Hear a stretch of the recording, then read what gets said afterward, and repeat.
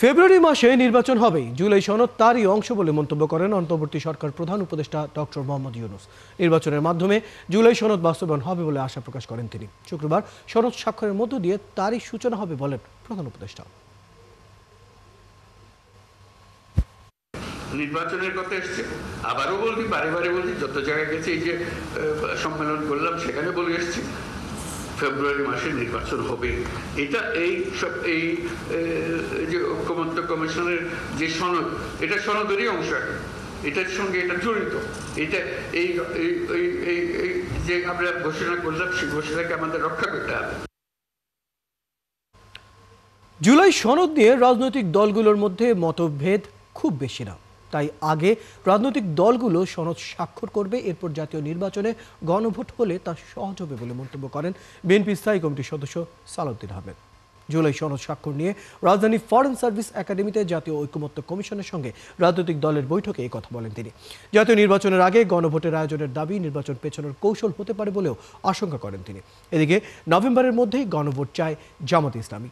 বৈঠকে একথা জানান দলটির কেন্দ্রীয় নির্বাহী পরিষদের সদস্য মতিউর রহমান আকন্দ। এদিকে সাংবিধানিক আদেশের মাধ্যমে এই সরকারকে জুলাই সনদ বাস্তবায়ন করতে হবে বলে জানান এনসিপির আক্তার হোসেন।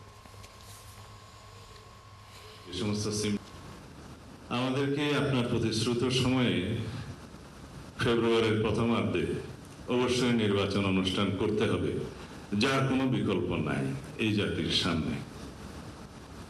দ্বিতীয়, আমি আজকে দফাবারে আপনার সামনে উপস্থাপন করতে চাই, এমন একটা অ্যাটমসফিয়ার আমাদেরকে বজায় রাখতে হবে যে অ্যাটমসফিয়ার আমরা কখনো পতিত স্বৈরাচারকে আর কখনো এখানে সুযোগ নিতে দেব না।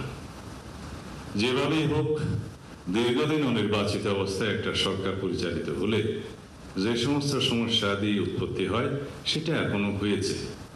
সেই জন্য আমরা বারবার তখন থেকেই পার্সু করতেছিলাম, বলতেছিলাম যে যথাশীঘ্র সম্ভব নির্বাচিত একটি রাজনৈতিক সরকার প্রতিষ্ঠা হওয়া দরকার।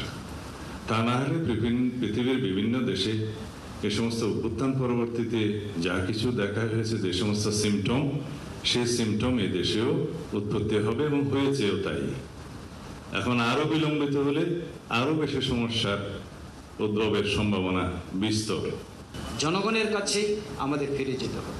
আজকে আমি বলবো যে জুলাই সনদ তৈরির ক্ষেত্রে যেসব পয়েন্টে একমত হয়েছি, আমরা সেগুলো নিয়েই সনদে স্বাক্ষর করতে যাচ্ছি।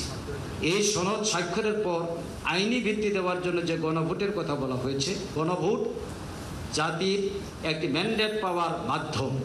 এই ম্যান্ডেট পাওয়ার মাধ্যমকে কোনো অবস্থাতেই বিলম্ব করার সুযোগ নেই। আমাদের বক্তব্য হচ্ছে নভেম্বরের মধ্যে গণভোট আয়োজন করে জুলাই সনদকে আইনি ভিত্তি দিয়ে এর ভিত্তিতে পরবর্তী কার্যক্রম পরিচালনা করতে হবে।